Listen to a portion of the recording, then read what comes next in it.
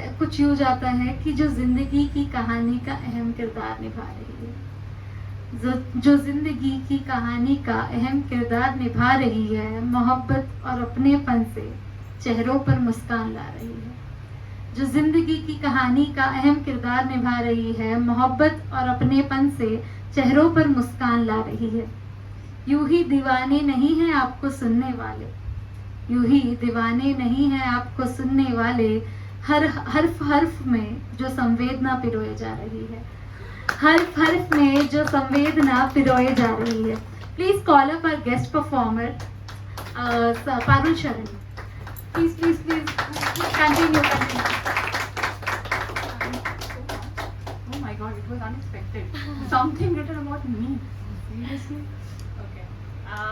तो मेरा नाम पारुल शरण संवेदना है। संवेदना इज माई पेन नेम। हर बार आलोक कुछ ऐसा बोल के चले जाते हैं कि मुझे उनसे ही शुरुआत करनी पड़ती है। पिछली बार इन्होंने अपनी एज बताई थी, मैंने अपनी एज बताने के लिए उस पर फॉर्मूला लगा दिया था। तो अभी क्या किया इन्होंने, बहुत ही ज़्यादा संवेदनशील बातें की और उसके पहले बोल दिया कि 30-35 के लोग तो ओल्ड हो जाते हैं। ऐसा नहीं है भाई। वही तो, हम अभी यंग हैं, है ना? आप 19 को आप अभी आए हो, अंडे से भी बाहर निकल। वही तो, हम अपने आप को यंग मानते हैं। तो ओके, तो यहाँ पे एज अ गेस्ट स्पीकर बुलाया गया, अवेकन वर्ड्स में बुलाया गया। ये बहुत बहुत बहुत बड़ी बात है मेरे लिए, क्योंकि इसी साल, इसी महीने, पिछले साल मैं यहाँ अपनी ओपन माइक जर्नी की शुरुआत कर रही हूँ। तो इतनी दूर पहुँच गई हूँ, जैसे अनुपम खेर सर किसी टॉक शो में बोलते हैं ना, ये हो सकता है तो कुछ भी हो सकता है। तो ये मेरे साथ हुआ है, तो सबके साथ कुछ भी हो सकता है। We should not stop believing in ourselves, right? तो आपने मुझे कम देखा होगा, जैसे मैं 1 साल पहले ईश्वर से मिली हूँ जो फोटो ले रहा है। तो सब लोग से 1-1 साल कभी कभी मिल जाती हूँ, बहुत कम निकल पाती हूँ। क्या होता है कि शादीशुदा हूँ, बिजी हूँ, बच्चा है। पर अब मैं कुछ इस बार आ पाई क्योंकि मैंने चोरी करनी शुरू की है समय की। तो मैंने समय की चोरी करनी शुरू की है ताकि मैं ज्यादा लिख पाऊं,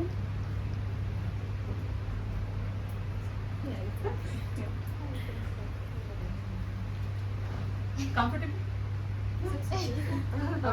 सो मैंने समय की चोरी करनी शुरू की है ताकि मैं ज्यादा लिख पाऊं, आपको ज्यादा दिख पाऊं और आपसे मिल पाऊं। तो इसी बात पर मैंने 6 लाइन लिखी है, ठीक है? कि अपनी जिंदगी से कुछ सांसें चुरा लेती हूँ, अपनी जिंदगी से कुछ सांसें चुरा लेती हूँ, उन सांसों से ही गीत बना लेती हूँ। अपनी जिंदगी से कुछ सांसें चुरा लेती हूँ, उन सांसों से ही गीत बना लेती हूँ। जब बैठने की फुर्सत नहीं मिलती, पाँव को ही बिस्तर बना लेती हूँ। जब बैठने की फुर्सत नहीं मिलती तो पाँव को ही बिस्तर बना लेती हूँ, उनसे टिककर कुछ ख्वाब सजा लेती हूँ।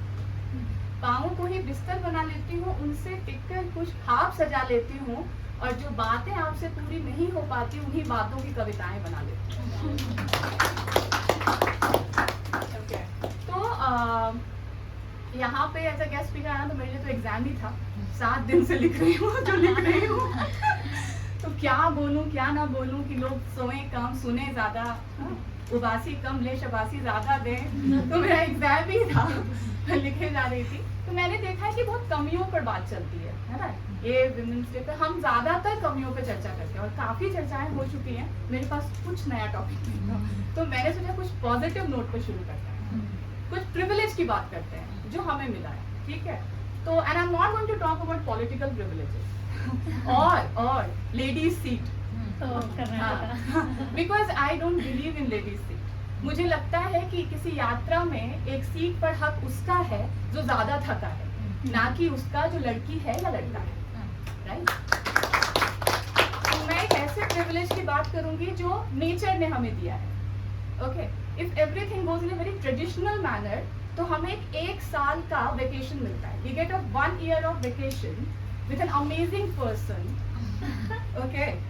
और ये समय मिलता है कि हम उसको टूट कर प्यार कर सकें। Somebody is imagining. हम उसको उसको उसके गालों को चूम सके, उसको अपने गोदी में लेके झूम सके। मैं बच्चे की बात कर रही हूँ, ओके। तो हमारे जब लाइफ में बच्चा आता है तो that 1 year in India, not in US वगैरह, वहाँ पे 7 दिन के बाद ही आपको ऑफिस बुला लिया जाता है।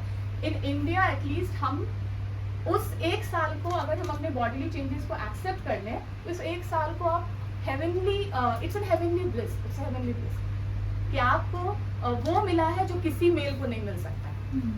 तो मुझे हक मिला था उसे अपनी कोख में रखने का, मुझे हक मिला था उसे अपनी कोख में रखने का, पहली बार उसका एहसास लेने का। मुझे हक मिला था उसे कोख में रखने का, पहली बार उसका एहसास लेने का, उसे सुलाने का, खिलाने का, रोने पर चुप कराने का, क्योंकि इसके पापा ही नहीं कर सकते। Because I am the primary care giver, वो मेरे से ही चुप होता था। तो आज भी जब वो बड़ा हो गया है, आज भी वो बड़ा हो गया है, लेकिन जब भी गिरता है तो माँ बुलाता है। आज भी वो बड़ा हो गया है, पर जब भी गिरता है तो सबसे पहले माँ बुलाता है। कभी मैं उसे लोरी गा के सुनाती हूँ, कभी वो मुझे थपकी दे के सुलाता है। So this is about the privilege which male member don't get because you are not the primary caregiver, हम हैं, इसलिए ये privilege हमको मिला है। तो हम आगे बढ़ते हैं परेशानी की तरफ, right.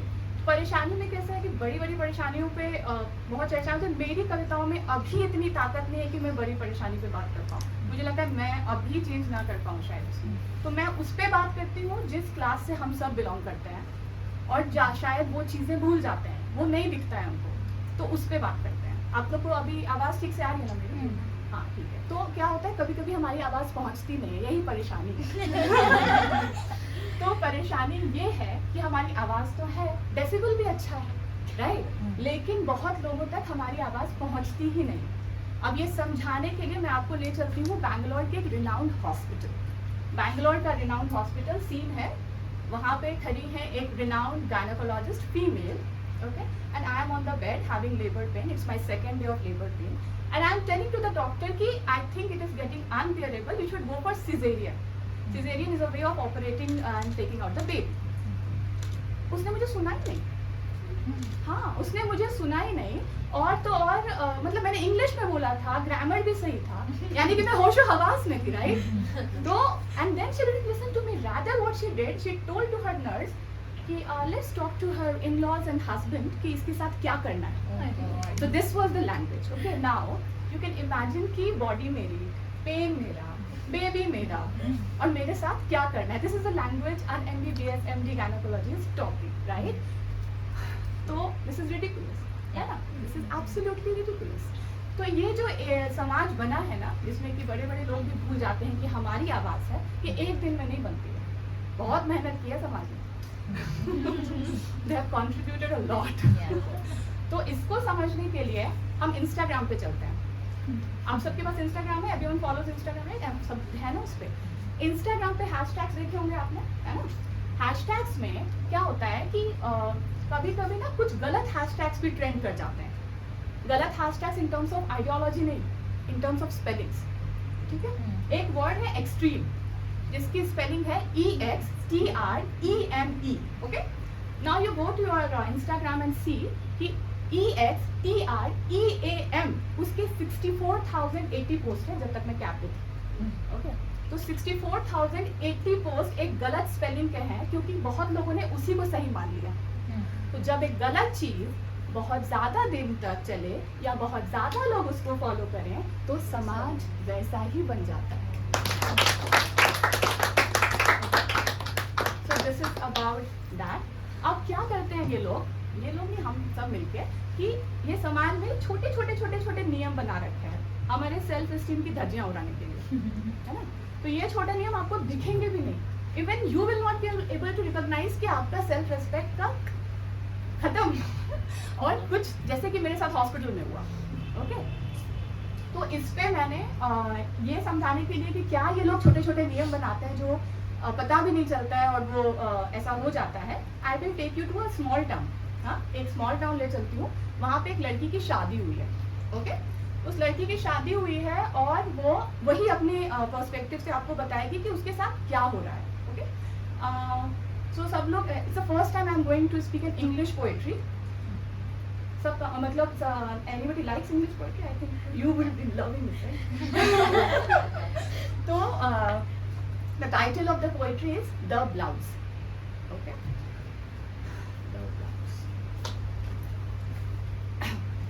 When I got married, initially I was asked to only wear saris. Okay. When I got married, initially I was asked to only wear saris. I loved the saris. But hated the designs of the blouse. I loved the saris but hated the designs of the blouse as it came with lot of claws. It should be fit but not too tight. It should show some skin but not more than required. Should be well managed, should never show your bra straps. It should be well managed, should never show your bra straps, or people will get all the right to say craps. In a new marriage, along with lots of responsibilities and millions of expectations, I was also carrying these blouses on my shoulder. In a new marriage, with lots of responsibilities and millions of expectations, I was also carrying these stupid blouses on my shoulder. While struggling between all of them, I was almost looking, while juggling between all of them in front of new people, I was almost looking like a showpiece on a holder. I was struggling to manage new marriage, old career, and the blouse. I was struggling to manage new marriage responsibilities, old career, and the blouse, as each of them were stitched in such a way that I was always having self-doubt.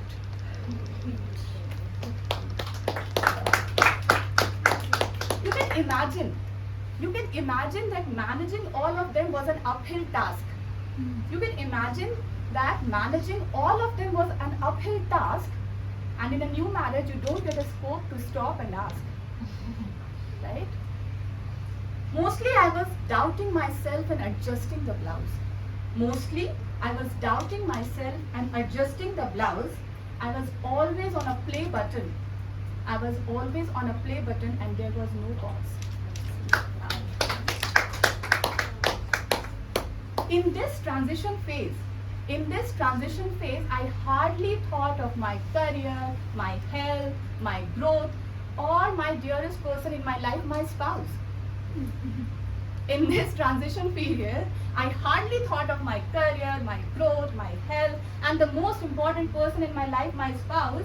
Sadly, I was thinking all the time about the immaterial blouse.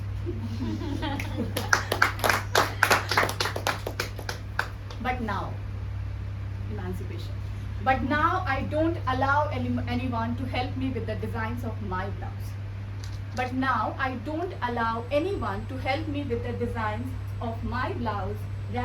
I don't wear anything that is being asked to or is in trend but has a clause.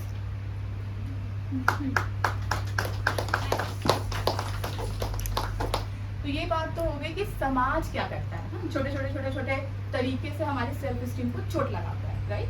अब मैं बात करती हूँ कि हम क्या करते हैं। हमारी भी गलती है, मानो ना मानो, राइट? Completely agree. इसमें भी बहुत सारे पोएम्स हैं, लेकिन एक ही बोलूँगी। तो हम क्या करते हैं कि हम भी अपने सेल्फ एस्टीम, सेल्फ रिस्पेक्ट को थोड़े तरीकों से चोट लगाते हैं, राइट? तो इसके लिए आपको ले चलती हूँ फिर से एक छोटे शहर, और छोटे शहर में मिलाती हूँ एक लड़की जिसका नाम है रितिका सिन्हा। कोई है नहीं होता? Ritika Sinha, nobody Ritika Sinha. So let's meet Ritika Sinha, जो अभी 10th स्टैंडर्ड में पढ़ती है।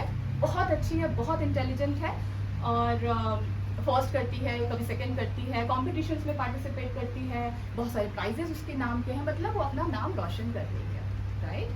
उसके बाद उसने इंजीनियरिंग की, अच्छे खासे ऑफिस में उसको जॉब लग गई, वहाँ पे भी अप्रेजल्स, अवार्ड्स, मतलब उसके नाम से बहुत कुछ है, राइट? 27 साल की उम्र में उसकी शादी हो गई। She got married at the age of 27, okay? Ritika Sinha 27 साल, एक दिन 2 घंटे के बाद सारे सोशल मीडिया पेजेस पर उसने अपना नाम रितिका सिन्हा से रितिका नैतिक शर्मा कर दिया। ओके, जो नाम उसने अपना रोशन किया था वो उसने सब जगह चेंज कर दिया। ठीक है, now this is not a legal provision, ये हम अपने चॉइस से करते हैं। तो मुझे ऐसा लगता है कि एक नाम इतना इंपॉर्टेंट है किसी आदमी का कि उसको 2-2 लोग लेके घूम रहे हैं और बच्चे हो जाए तो 3-3 लोग लेके घूम रहे हैं, है ना। और किसी लेडी का नाम इतना भी इंपॉर्टेंट नहीं है कि वो खुद भी उसको लेके घूमे, राइट। तो इसी बात पर मैंने एक कविता लिखी है, नाम नहीं बांटूंगी, and this is a real life story. I have got the most supportive person in the world. नाम नहीं बांटूंगी। बहुत कुछ बांटा है तुमसे, बहुत कुछ बांटा है तुमसे, पर तुम्हारा नाम नहीं बांटूंगी। बहुत कुछ बांटा है तुमसे, पर तुम्हारा नाम नहीं बांटूंगी। तुम्हारा नाम है, तुम्हारी नींव है, ना कोई बांटने की चीज है। तुम्हारा नाम है, तुम्हारी नींव है, ना कोई बांटने की चीज है। इसीलिए मेरी भी नींव, मेरा नाम खड़ा है। इसीलिए मेरी भी नींव, मेरा नाम खड़ा है, अपनी जगह पर तटस्थ आ रहा है।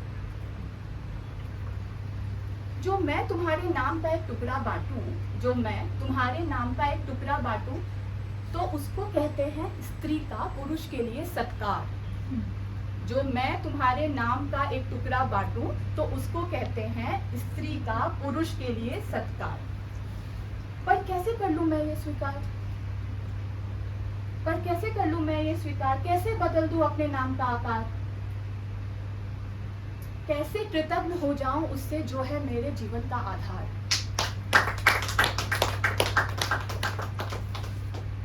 तुम बताओ, जो कहूं तुमसे तो क्या मेरे नाम का हिस्सा अपनाओगे? तुम बताओ, जो कहूं तुमसे तो क्या मेरे नाम का हिस्सा अपनाओगे? अपनी नींव को, आधार को टुकड़ों में सजाओगे? मैं कहूंगी भी नहीं, जैसे तुमने भी कभी नहीं कहा है। मैं कहूंगी भी नहीं, जैसे तुमने भी कभी नहीं कहा है। इसीलिए आज भी तुम्हारा और मेरा व्यक्तित्व अलग अलग खड़ा है। जो संतान है हमारी, उसे भी अपने नाम का उधार ना देना। जो संतान है हमारी, उसे भी अपने नाम का उधार ना देना, वो उसका चुनाव होगा। जो संतान है हमारी, उसे भी अपने नाम का उधार ना देना, वो उसका चुनाव होगा। ना तुम्हारा होगा, ना मेरा होगा, वह एक स्वतंत्र अध्याय होगा। So if we don't give this kind of small respect to ourselves, we are prone to disrespect. तो अब यहाँ बैठे हैं, मैंने बहुत विमेंस डे पे बात कर ली, तो अब मैं as an artist to all the artist over here, और सर ने आर्टिस्ट को बहुत रिस्पेक्ट दे दी है, तो हम सब ना अपना अपना आसमान बनाने की कोशिश कर रहे हैं। आलोक अपना आसमान बनाने की कोशिश कर रहे हैं, Parul is making, Priya is making, Gurushali is making. तो हम as an artist to all the artist over here, irrespective of gender, तारा बनने की इच्छा थी, तारा बनने की इच्छा थी, तो दिन रात में खुद पर काम करने लगी। तारा बनने की इच्छा थी, तो दिन रात में खुद पर काम करने लगी। टिमटिमाने की जगह ना मिली, तो मैं अपना ही आसमान बन गई।